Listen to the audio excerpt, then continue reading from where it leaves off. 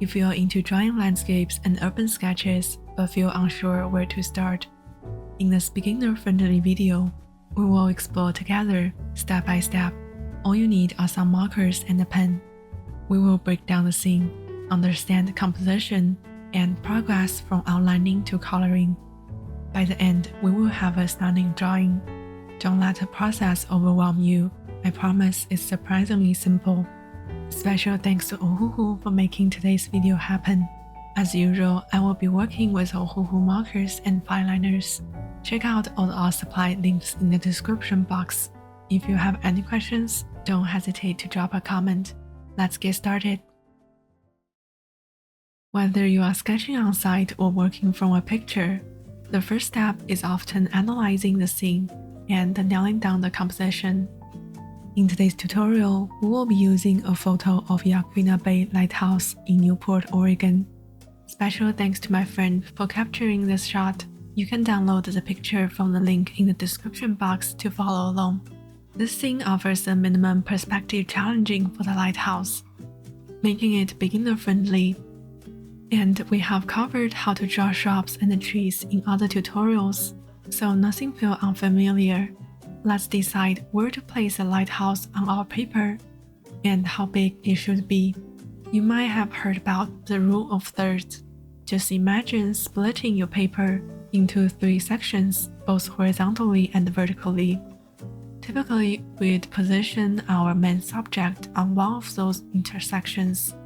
But we've got 2 structures in the scene. If we put them on either side of the grid, it won't look balanced. So position the lighthouse in the center, like in the photo, is a good idea. We can place the horizon line on the bottom line of the grid. So pretty much following the composition of the original picture. However, I don't want to draw too many elements in this scene. I'm contemplating cropping out the trees on the right side of the picture for a couple reasons. First, I will be working on a small 6x8 inch paper, and second, I want the lighthouse to be the focal point. Including everything from the original photo might distract the audience from focusing on the lighthouse. Now that we have established the composition, let's get to the sketching part. In this chapter, grab a light-colored marker or use a pencil if you feel more comfortable with it. I will tell you why in a bit. Picture a simple rule of third grid on your paper.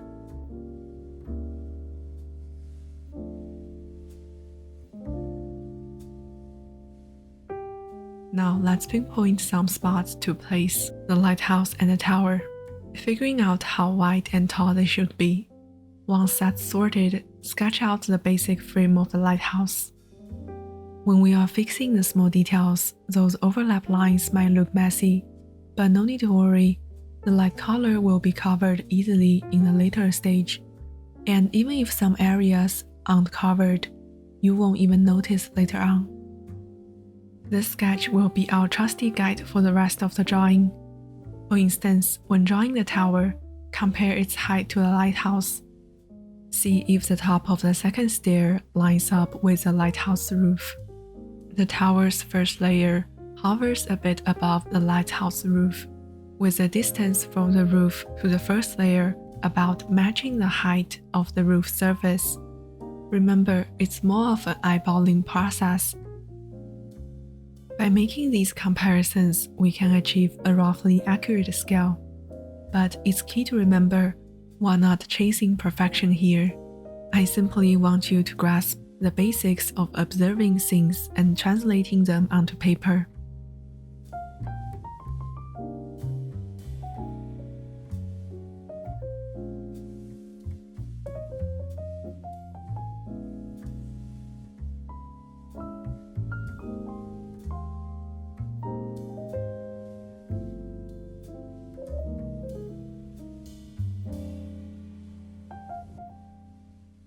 Next up, take a glance at the front porch. Its top is a smidge over half the height of the house body. Align the top of the door frame with the window level. Again, precision is not our goal here. It's all about capturing the essence. So feel free to observe things in your own way. this is just my usual approach. Now let's circle back to why I choose markers over pencil for outlining. Pencils offer more precision, but they tend to take longer because I know I will spend extra time fixing things. Markers, on the other hand, are quicker and add a bit of challenge. If you have seen my older videos, you will notice I've always used pencils. However, after some practice, I'm challenging myself a bit by using markers for outlining. Choose the tool you are most comfortable with. There is no right or wrong way to go about it. No need to stress yourself, just enjoy the process. I'm aware that many artists can create highly detailed pieces without using any outlines, which is truly amazing. I don't know if I will ever reach that level, and honestly, I'm okay with that. My approach to my artistic journey is more about self-exploration. I appreciate the ups and downs that comes with it. Just imagine if a story only unfolded with joy and no hurdles.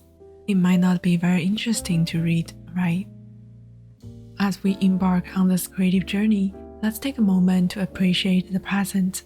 No need to worry what will unfold. There is no fixed destination, just the joy of being in this moment. Let's appreciate the journey without being weighed down by the thoughts of the future.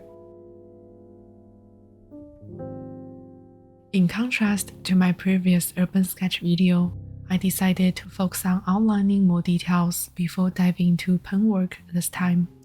The last video was more about improvisation. For this one, I'm aiming for a more accurate outline to capture the scene. I will save the improvisation for coloring later.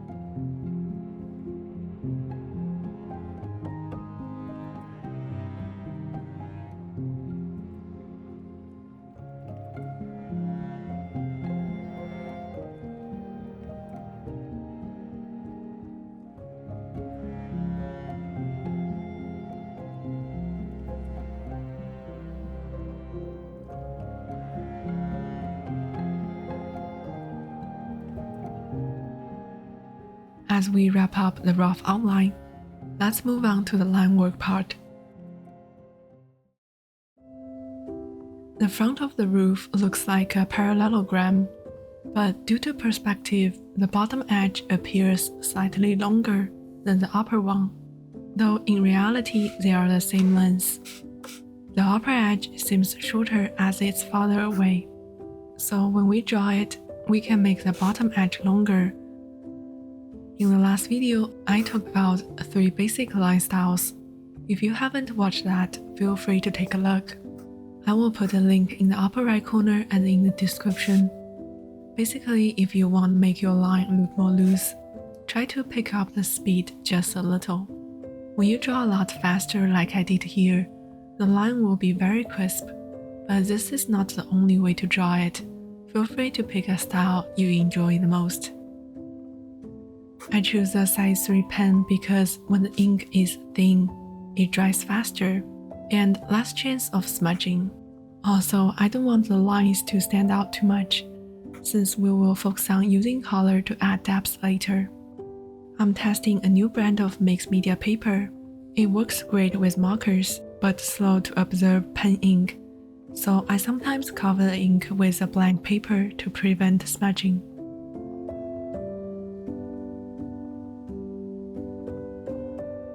This photo isn't captured at a completely straight angle. It's tilted slightly. This lets us catch a glimpse of the structure side. Feel free to download the picture on your phone for a closer look. In this sketch, the lighthouse is at the back compared to the shops in the front. so I'm gonna add fewer details to the lighthouse to convey a sense of distance. Think about how things change from far away. You get fewer details, like in those haze views. However, it's important to notice that there's no strict rule on how to approach it. It's a matter of personal choice.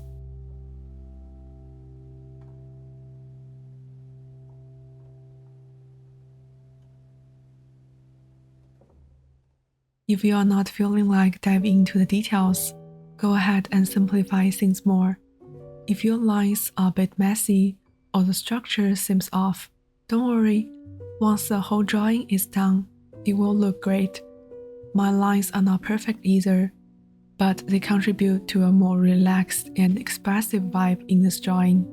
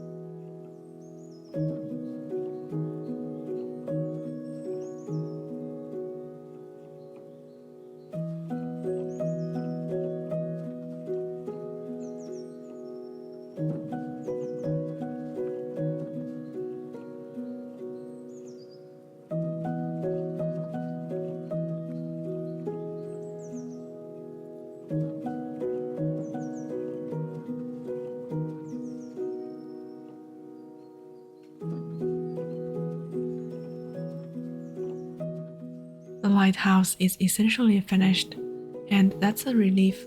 Now we can take it easy and complete the rest of the drawing. As for the observation tower, we can see a couple of parallelogram shapes. To give it some thickness, add a rectangle on top and another parallelogram on the left side. Since the focal point is the center of the drawing, feel free to loosen up your lines here. Don't stress if you make any mistakes. They won't be noticeable once the whole drawing is finished.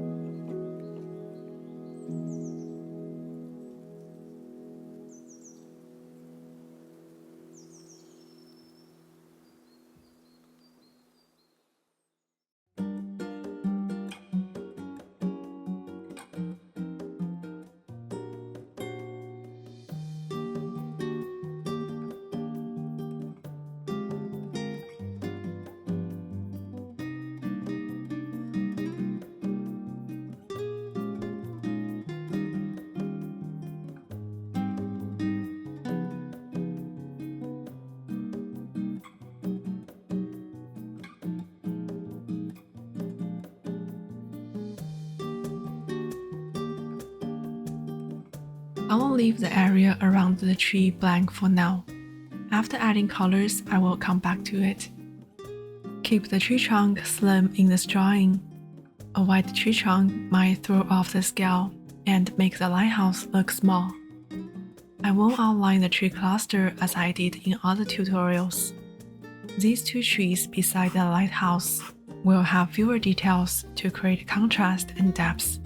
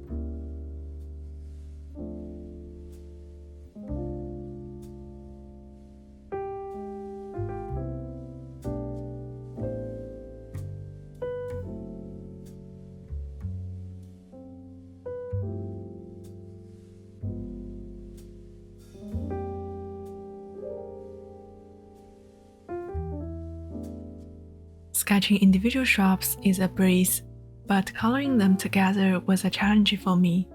I'm not entirely satisfied with the form of my shrubs. They're a bit too tall and round.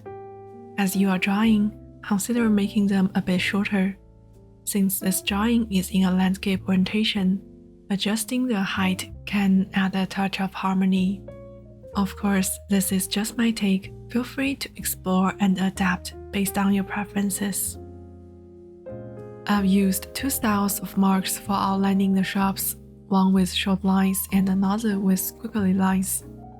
While in my old shrub tutorial, I used marks resembling the shape of the leaves.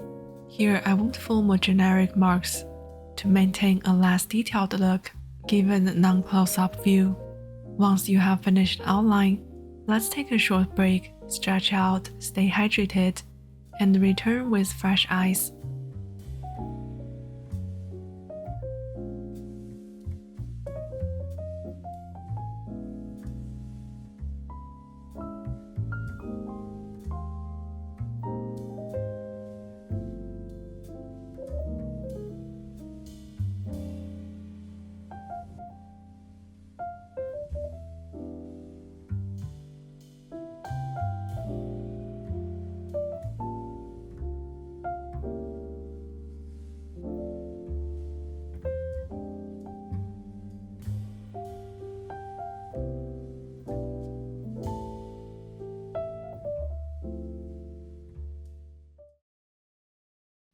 Coloring this scene is quite straightforward. There won't be complex shading.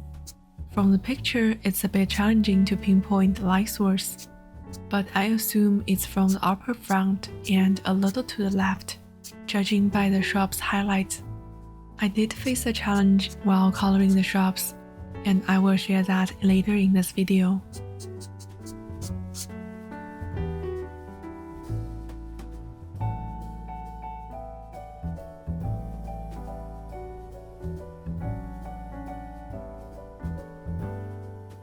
I'm using a Ohuhu marker to apply colors consistently in the same direction.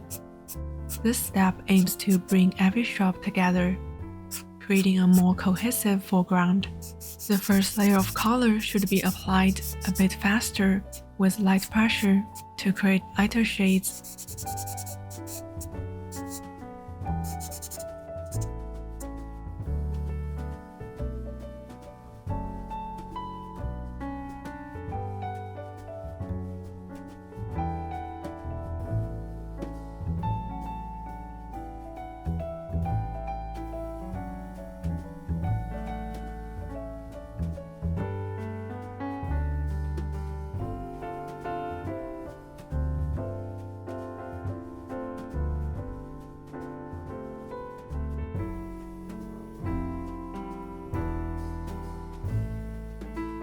After using some bright colors in the foreground, I switched to a less saturated shade like this pastel blue for the trees to look more distant.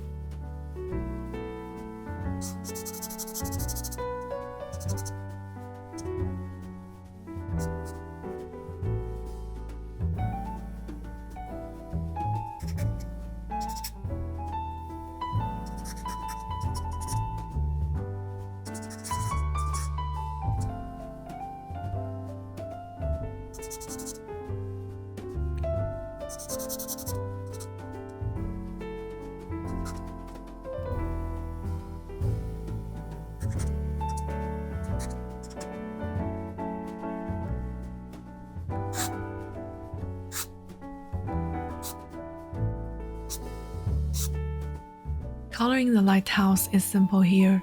I will focus on the shadow and the red tones, leaving the house's body blank.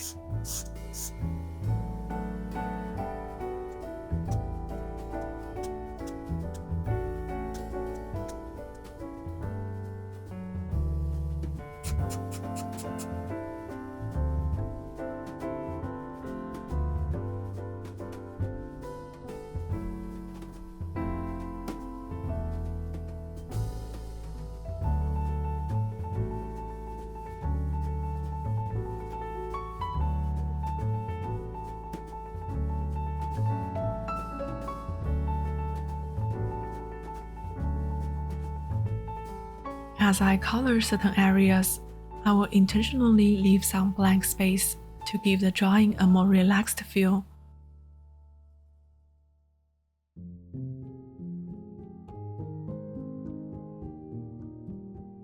For the window shutters, I don't have a nice orange color for it, so I used yellow underneath before adding the red color to give it a hint of orange.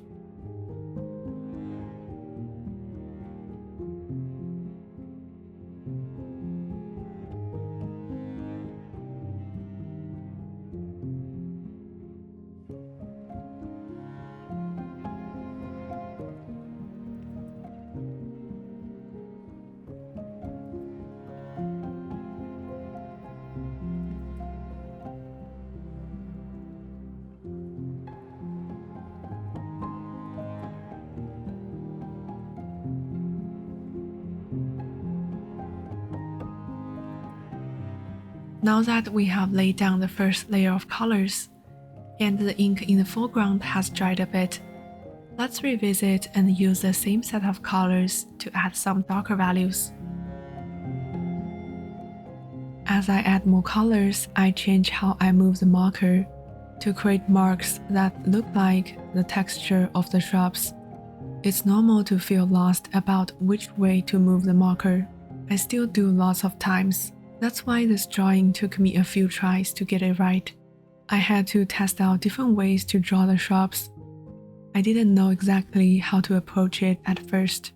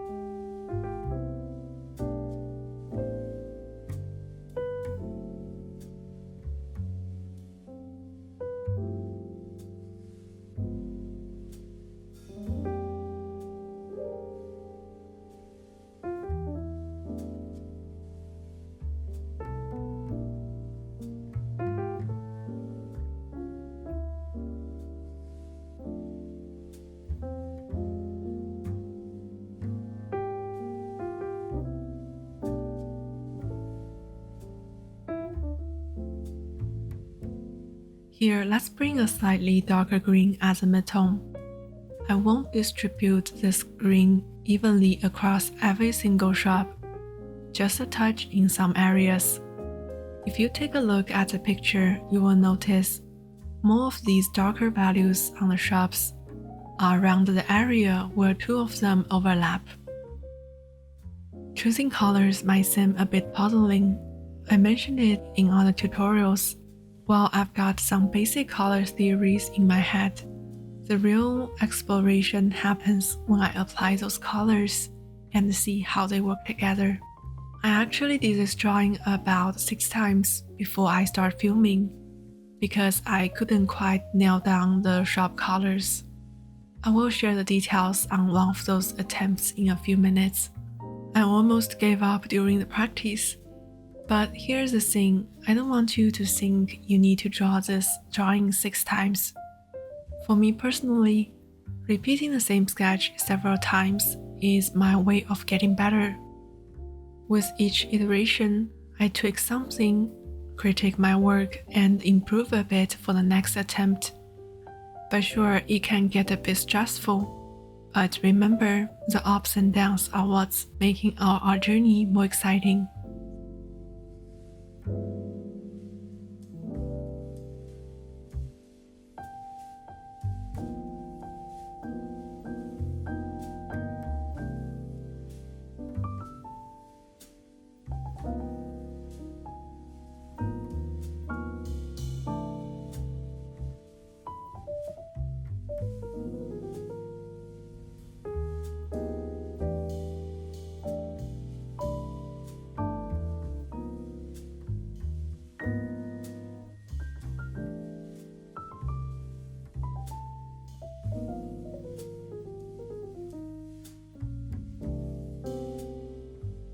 I like to keep the sky as simple as possible, so the drawing doesn't look too busy. A few long and broad strokes can give the clouds a nice flowing look.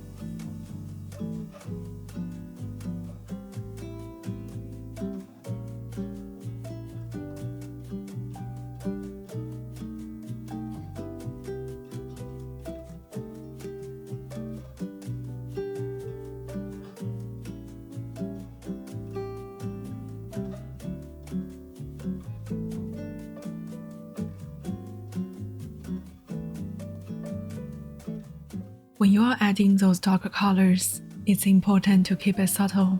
That's a lesson I learned from one of my attempts, and I will show you right here. Take a look at this other drawing. I went heavy on the dark colors for each drop in the foreground, and sprinkled in a bunch of distinguished marker marks. Now, don't get me wrong, this drawing has its unique flair, but I wasn't fond of how busy it turned out. I wanted a more serene look, a bit less effort. So this time I'm dialing back on the dark colors, going easy on dots and marks. Feel free to explore your own preferences, experiment and learn from it.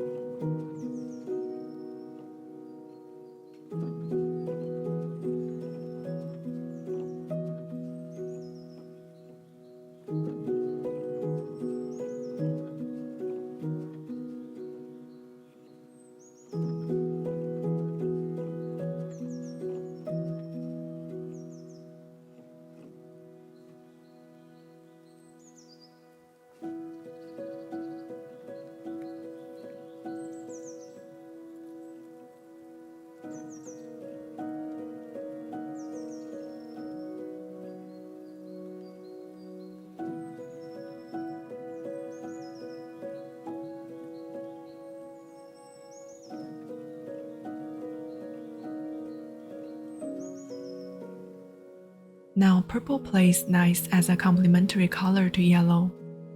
I like to add in a bit of purple to enhance the overall balance of the drawing. I will keep the trees intentionally vague to create that distance effect. In the previous draft, I went overboard with dark colors on them, and it messed with the depths between the foreground and the background. Before you get lost in details and darker colors, take a break and come back with relaxed eyes. It's very easy to go detail crazy in the later stages. Your drawing might look pretty much done, but resisting the urge to keep going can be a challenge.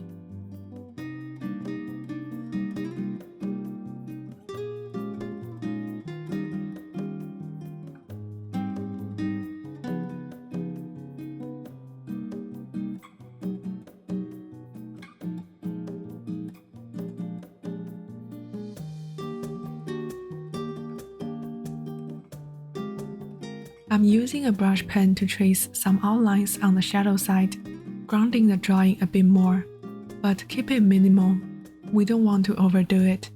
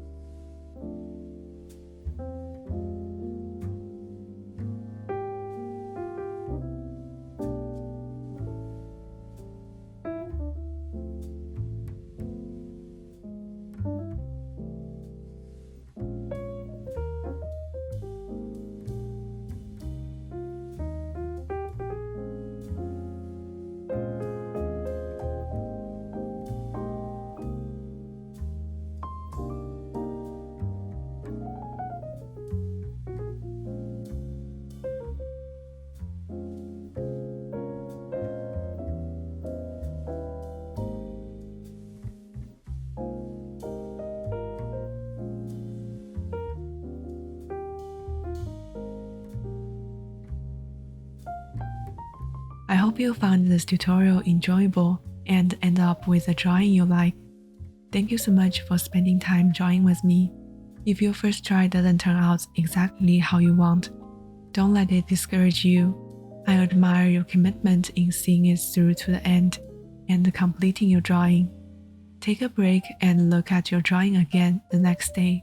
I promise it will look even better. Be kind to yourself. Each drawing is a unique chapter in your art journey, and I'm always excited to see them. I will see you in the next video.